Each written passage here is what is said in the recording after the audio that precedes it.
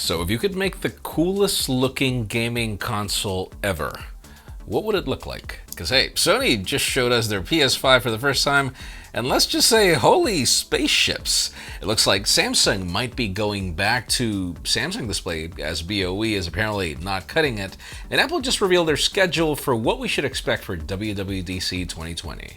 I'm Jaime Rivera, and tell me a joke.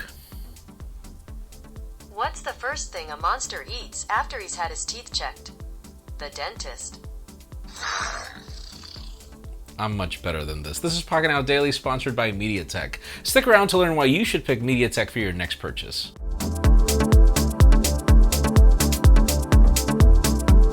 The official news today begin with deals, but hopefully you get this video before these deals actually just pretty much disappear. Amazon currently has the Galaxy S20 Ultra 5G for $300 off, leaving the 128GB variant for $1,099. But the problem is that this is part of Amazon's Gold Box deal of the day, meaning, well, it's a 24-hour sale pretty much. If you don't catch that sale in time for the video is published, Best Buy also has it with a $50 discount, leaving it at $13.50.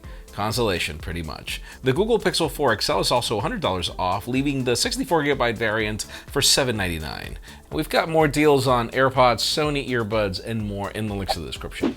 Now, yesterday we discussed the fact that Android 11 public beta was out. Actually, watch our recent live stream on IGTV over what we discussed about Android 11. We made a deep dive over everything that was announced, and, well, we like it so far, but the problem is that it's not available for anybody that's not owning a Pixel 2 and beyond. That sort of changed today, but there's just a crazy catch. See, the developer preview is now available for the OnePlus 8 and OnePlus 8 Pro, but unless you're a developer, it's not really a great idea to get this version. There's currently several bugs, like Face to Unlock is not working, the Google Assistant is not working, and many more, but it's a hint that you'll probably be getting that public beta soon.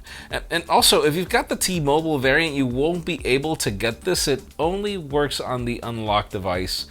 If you want to take the plunge, you can learn more about everything in the description, but just remember last year, that OnePlus 7 beta for Android 10 was terrible the first month or so.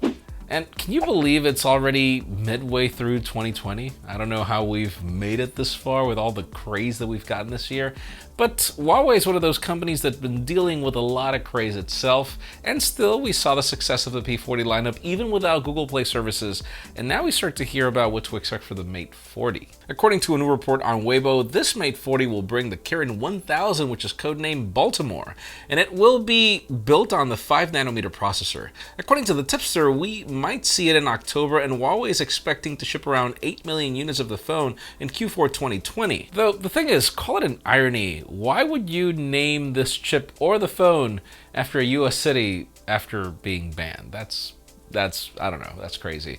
We'll see what we get.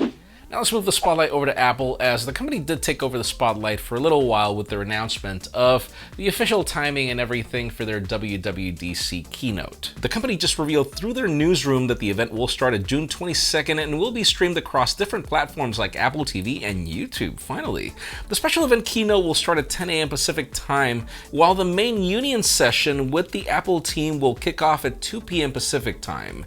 At this union session, we will be getting the new announcements like iOS, iPad OS, Mac OS, and Watch OS, so we assume that we might actually be getting hardware in the main keynote. It's not mentioned in the post, but we are expecting a new iMac with an iPad Pro type of design, finally, and the bezels on the display, and also that ARM chip coming to Mac OS, which we assume is going to be for the entry-level MacBook, if that old MacBook that's pretty much going to be the new MacBook is going to come back, and I'm confused already, but we'll see. And also, if you remember, a couple of weeks ago, we covered the controversial news that Samsung was going to try to cut costs with their Galaxy S21, and one of them was going to be not use Samsung display for their display panels, which is crazy because that's one of the differentiating factors, the fact that Samsung produces the best displays in the industry, and obviously their smartphones are the first to have them. But if you remember, we discussed the fact that Samsung was going to move to BOE to get this done. Well, we'll see about that. According to a new report from Korea, BOE failed to pass Samsung's display quality test. Apparently, it was the very first quality analysis test, but the plan is to reapply for another round of testing on their 6.67-inch flexible OLED panel. It's not clear if the company already went back to Samsung Display, but it might happen, especially with BOE recently failing to supply the first batch of shipments for OLEDs for the iPhone 12. I don't know what you're getting into with this, Apple or Samsung. Like, seriously, why don't you just, I don't know, renegotiate or something with your own company? Because this is really what makes Galaxy stand out. Unless you want to do this with the Galaxy A lineup, which is fine. Try it with that one. And guys, before we get to the hottest news, in addition to today's question, here's a word from today's sponsor, MediaTek. Did you know that its technology powers the Amazon Echo Dot? This is Amazon's most popular smart speaker, which fits perfectly in small places and brings improved speaker quality. Ask Alexa to stream songs from Amazon Music, Spotify, SiriusXM, and others. You can also set alarms, control your smart home, and more. It includes MediaTek's far-field communication technology, so you can whisper to it from a distance. You can currently find it in the first link in the description on Amazon.com, and also follow the second link to learn why companies like Amazon choose MediaTek. Thank you for sponsoring this video. And finally, the hottest news today have to do with Sony. Finally, Sony is taking over the spotlight again, and it had to be their PlayStation lineup. It is definitely one of their most popular products to date. And today we got a teaser of what the PS5 looks like. And I can make so many, I don't know, controversial comments like it blows the Xbox out of the water, at least in design, but obviously design is a matter of taste. The device comes in two variants, a vanilla one with a disc slot and a more symmetrical digital one with no disc slot. The USB ports are at the front, and it has Sony's dual blue LED light. The new DualSense controller was revealed some time ago, but the company showed off new accessories like the new DualSense charging station that can charge up to two controllers at the same time, a new HD camera, in addition to a new Pulse 3D wireless headset. A new media remote as well was also shown off because, yeah, controlling media is really a pain for things like Netflix and YouTube.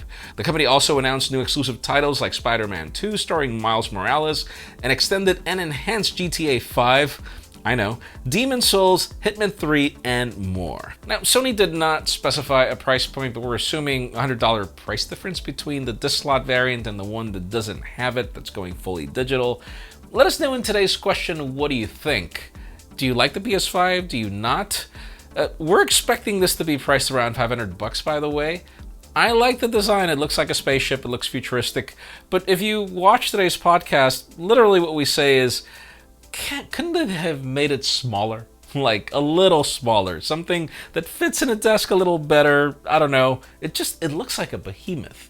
But other than that, I love everything about this product. I can't wait to get it. But let us know what you think in the comments down below.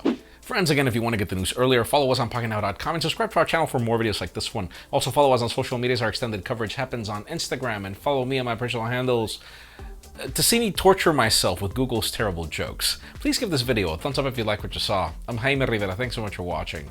We'll see you tomorrow.